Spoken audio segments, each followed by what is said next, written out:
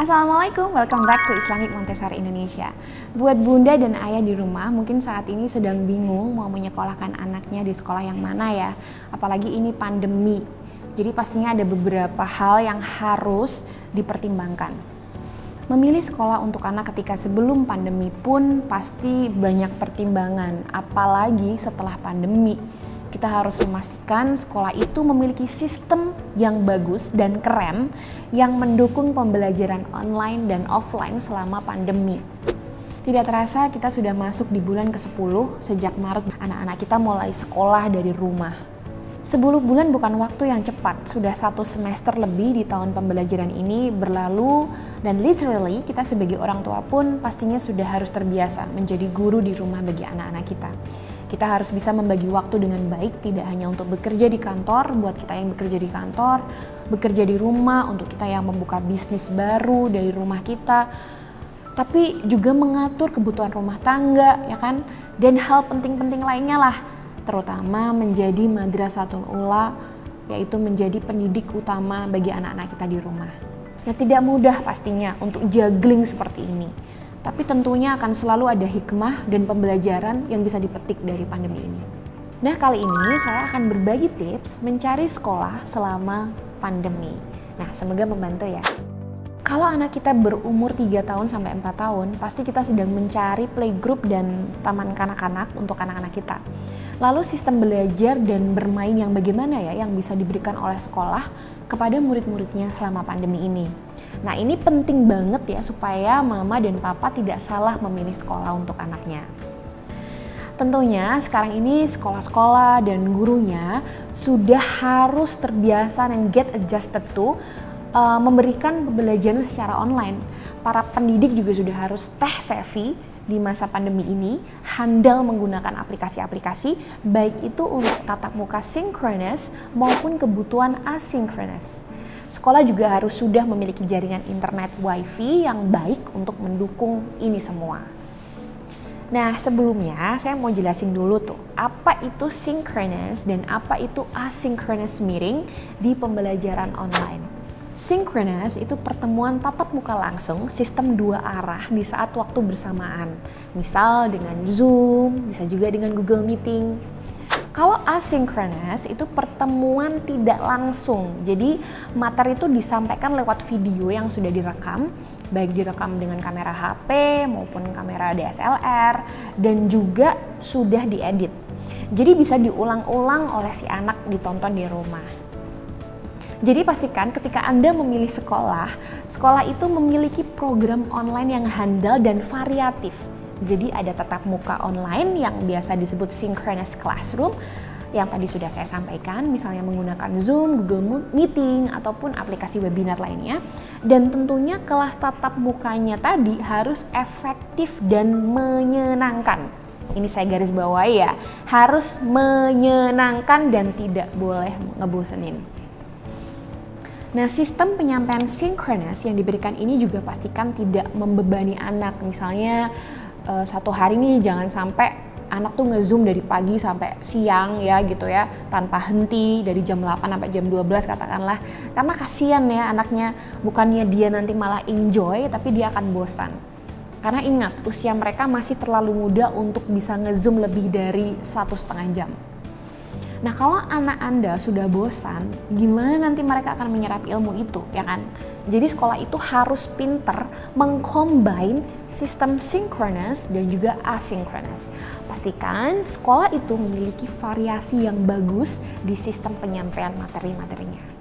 Nah, sistem synchronous ini juga sangat penting untuk anak Anda sebenarnya dilakukan setiap hari untuk supaya anak memiliki order. Ya, jadi bangun pagi, sholat, mandi, sarapan, dandan yang rapi, dan juga keberaturan lainnya yang baik untuk dia lakukan setiap hari.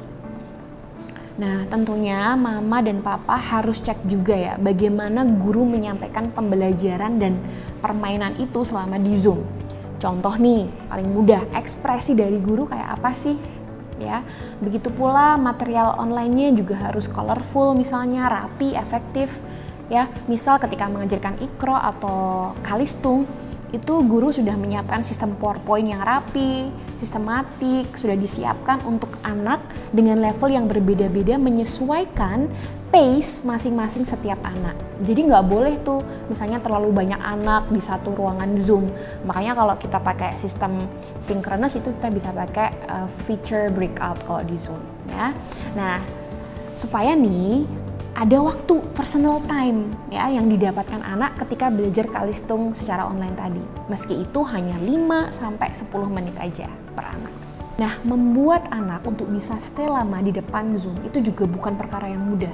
Tapi saya yakin kalau gurunya menyenangkan dan tidak ngebosenin, materialnya juga menyenangkan, si anak akan enjoy kelas synchronous online itu. Begitu pula sekolah itu harus memiliki sistem pembelajaran asynchronous. Jadi kelas bukan tatap muka langsung, di mana video itu sudah direkam dengan kualitas yang bagus. Misalnya suaranya harus jelas, ekspresi gurunya juga harus menyenangkan, dan membuat anak tertarik melihat. Ya, salah satunya misalnya background lightingnya juga harus betul-betul dipersiapkan. Nah, video-video berisi pembelajaran tadi akan menarik kalau diisi dengan art and craft, sensory games, Montessori activities, storytelling, and so on. Nah, video-video yang direkam dan diedit oleh guru maupun tim sekolah ini juga harus tidak boleh ngebosenin ya. Memakai green screen contohnya sebagai background itu adalah salah satu hal yang bisa dilakukan agar video-video itu menarik untuk ditonton oleh murid-murid kita. Nah, tidak kalah penting nih ekspresi guru ketika menyampaikan materi di video itu harus tersenyum misalnya, positif aura, kemudian menyapa anak-anak dulu dengan nama-nama mereka. Jadi bisa juga seperti itu dilakukan. Juga memasukkan humor atau cerita menarik yang berhubungan dengan kehidupan sehari-hari si anak. Dan juga harus memotivasi anak sehingga anak akan menikmati materi yang ditonton. Oke? Tapi tidak sampai di situ saja ya. Sekolah harus menyediakan semua peralatan dan lesson kits yang akan dipakai oleh anak untuk setiap pembelajarannya ketika Zoom, synchronous maupun ketika pembelajaran via video atau asynchronous ya. Dan video itu bisa diupload di Google Drive ataupun YouTube. Jadi nggak lucu ya, misalnya nih anak disuruh bikin cupcake atau disuruh bikin rainbow chocolate ball atau disuruh bikin science experiment. Tapi semua bahan dan alat yang nyiapin harus orang tuanya. Jadi kan double pusing ya, kasihan banget orang tuanya ya. Jadi dipastikan fasilitas betul-betul disiapkan oleh pihak sekolah. Khususnya nih ketika eksperimen-eksperimen untuk hands-on learning anak playgroup dan TK tadi di rumah. Nah, bagaimana sekolah menyiapkan lesson kits itu ya, itu juga harus kita jadikan pertimbangan. Misal, apakah lesson kit sudah dibuat secara weekly plan, apakah sistemnya sudah rapi, misalnya dimasukkan di tas yang ramah lingkungan, reusable. Nah, hal-hal mendetail seperti itu perlu juga dijadikan rujukan loh ketika kita mencari sebuah sekolah terbaik untuk anak kita. Karena nih, kebersihan dan higienitas sekarang ini adalah prioritas utama di lingkup kehidupan apapun. Nah, ini adalah contoh dari lesson kits yang tadi saya sampaikan. Ada Montessori games, activities ya, Montessori activities, sensory tools untuk motorik halus dan kasar si anak, dan juga art and craft yang memantik kreativitas anak supaya terus berkembang.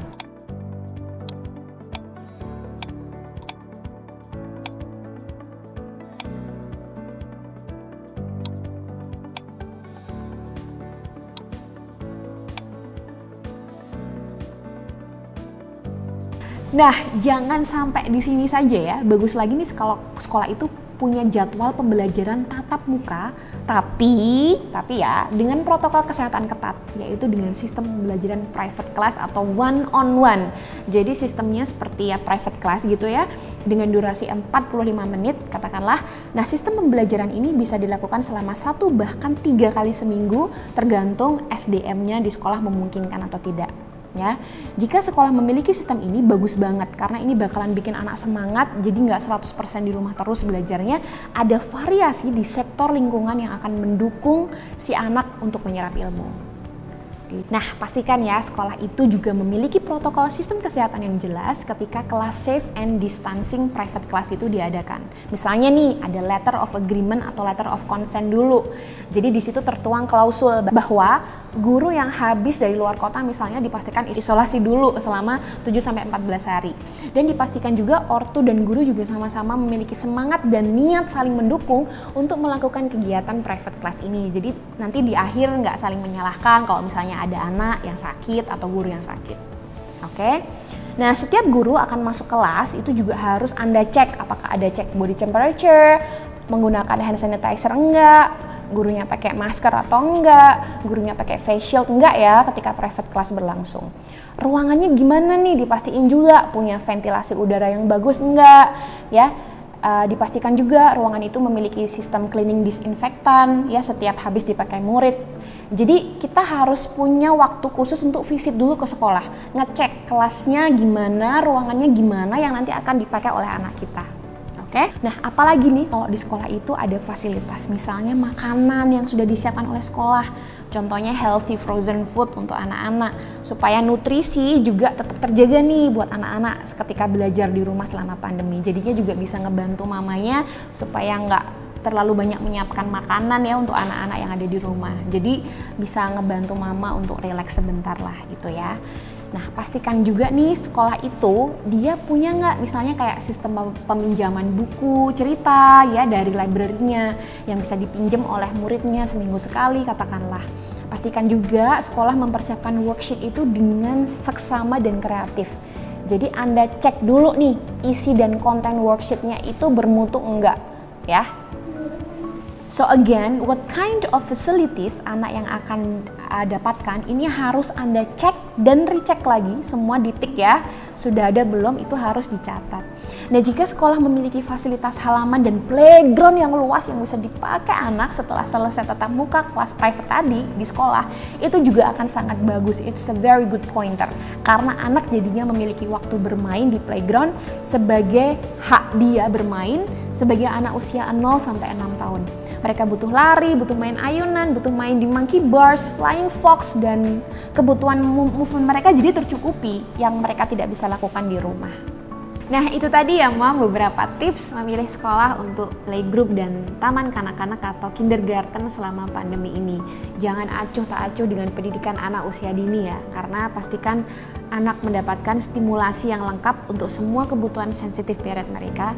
Dan ingat, ini adalah usia di mana mereka memiliki absorbent mind. Jadi hari demi hari si anak harus diisi dengan kegiatan dan aktivitas yang berguna, bermanfaat, dan bisa mengstimulasi semua 5 panca indera mereka. Semoga mencerahkan, tetap semangat ya Mams, kita lalui masa pandemi ini dengan tetap berpikir positif dan optimis. Anak adalah anugerah terindah, jadi jangan sia-siakan usia absorbent mind mereka. Jangan biarkan mereka bermain gadget dan ngegame terus dari pagi hingga malam tanpa supervisi sama sekali. We can do it if we believe we can do it. Selamat mencari sekolah terbaik untuk putra-putri kita. Wassalamualaikum warahmatullahi wabarakatuh.